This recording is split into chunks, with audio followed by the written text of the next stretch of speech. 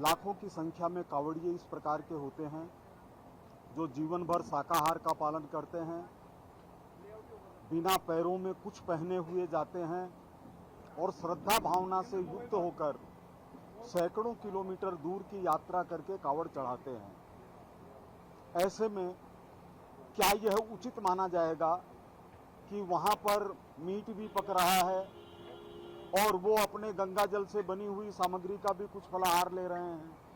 तो निश्चित रूप से यह लिखा जाना कि इसका मालिक कौन है, ये पूरा पर्याप्त इंतजाम तो नहीं है।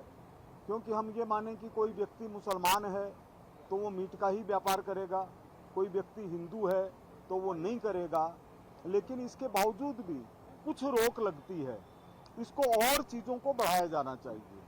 निश्चित रूप से यह भी हो सकता है कि अस्थायी रूप से ऐसी दुकानें सरकार आवंटित करे जिन दुकानों से वो लोग सामान लेते समय ये समझें कि ये शाकाहार है, इसके अंदर किसी भी तरह की मिलावट नहीं है। मान लीजिए उसके ऊपर देने वाले का नाम कोई कुछ भी लिखा है और वो दोनों काम कर रहा है, तो ये उचित नहीं है। सरकार को थोड़ा और आगे बढ़ करके सोचने की जरूरत है। राजस्थान में ये लागू है। मैं कह रहा हूं सरकार को और भी ज्यादा आगे बढ़ करके जरूरत है सोचने की। जैसे अमरनाथ जी की यात्रा में जाते हैं तो जगह जगह, चाहे बालटाल से हो चाहे पहलगांव से हो, तो वहां पर लोग खुद ही अपने कैंप लगाते हैं, निःशुल्क भोजन देते हैं, एक एक चीज का ध्यान रखते हैं। ऐसा कावड़ यात्रा के समय भी हो सकता है।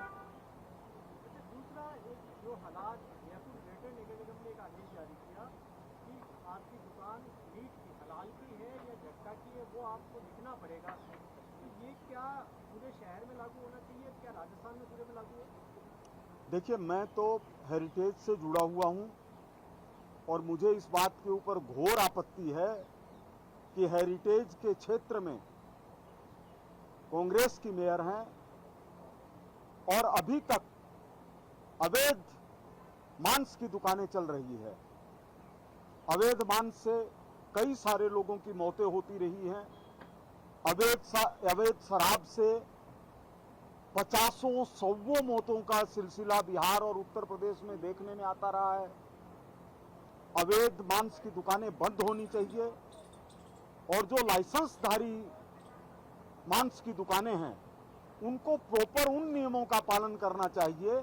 जैसे अभी मैं उत्तर प्रदेश में देख करके आया कि अवैध तो चल ही नहीं सकती, लेकिन जो अवैध नहीं है, जिनको लाइसेंस दिया हुआ है, उनको भी प्लास्टिक के पत्तियों से इस तरह से ढका हुआ है कि अगर कोई उसमें आस्था नहीं रखता, आस्था रखने का मतलब जैसे सबसे ज्यादा आस्थावान है वो जैन समाज के लोग हैं। वो पहले तो झाड़ू निकालते हुए चलते थे कि कोई चींटी भी नहीं दब जाए।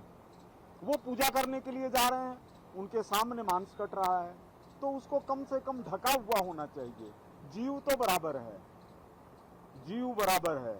और हलाल और झटका, ये तो इस तरह की चीजें हैं जो मैं तो ये मानता हूं कि विषय से ध्यान को थोड़ा सा हटाती हैं।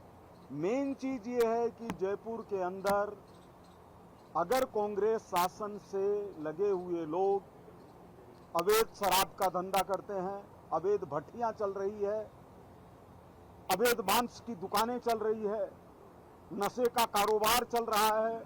दिल्ली रोड पर अगर मीडिया के भाई थोड़ी गहराई में जाएंगे तो 3 मौतें हो चुकी है, 3 नौजवानों की मौतें।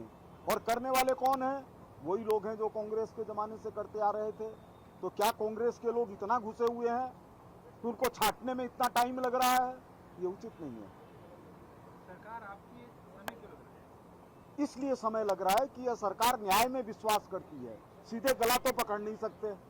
और जो लोग लगे हुए हैं उनको धीरे धीरे छांटा जा रहा है, पता नहीं चलता किसी का। जैसे हम लोगों को भारत पाकिस्तान से युद्ध हुआ तो ये छांटना पड़ा कि हमारी पानी की टंकियों में कोई जहर नहीं डाल दे। तो इसी तरह से है कि मीडिया की जागरूकता सबसे ज्यादा जरूरी है। जयपुर से बांग्लादेशी बाहर भगाए गए तो उसमें सिर्फ मीडिया की भूमिका है। रोहिंग्या घुसे हुए हैं। जयपुर में आज रोहिंग्याओं की संख्या कितनी मानते हैं आप? मैं तो मानता हूं कम से कम भी 10,000 होनी चाहिए जयपुर में, जयपुर के अंदर। जयपुर ग्रेटर निगम ने रोहिंग्याओं को लेकर भी कहा है कि भाई जितने रोहिंग्या और बांग्लादेश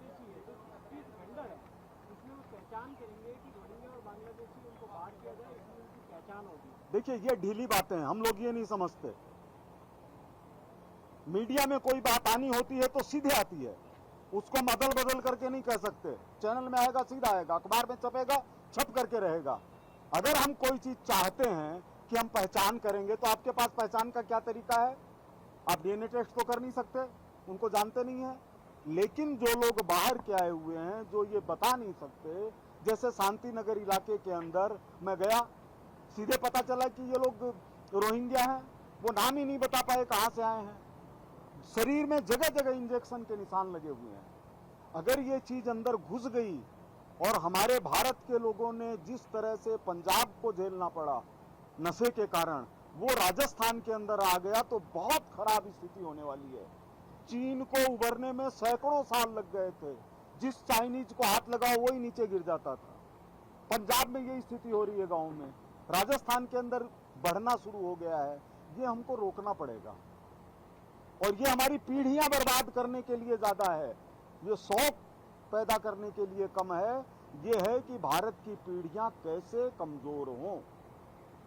और मेरा आपसे निवेदन है, आपने मेरी बात सुनी और इसमें मीडिया के साथियों की बड़ी भूमिका है। किस चीज का? मैं कह रहा हूं ये छोटी चीज है। सबसे पहले है कि अवैध मीट की दुकान नहीं चलेगी, अवैध शराब की दुकान नहीं चलेगी, फिर अपने आप हम छटनी कर लेंगे क्या होना है क्या नहीं होना है। टीबी ठीक होगी तो खांसी अपने आप ठीक हो जाएगी। है टीबी और खांसी की दवा दे रहे हैं, कभी ठीक नहीं होगी।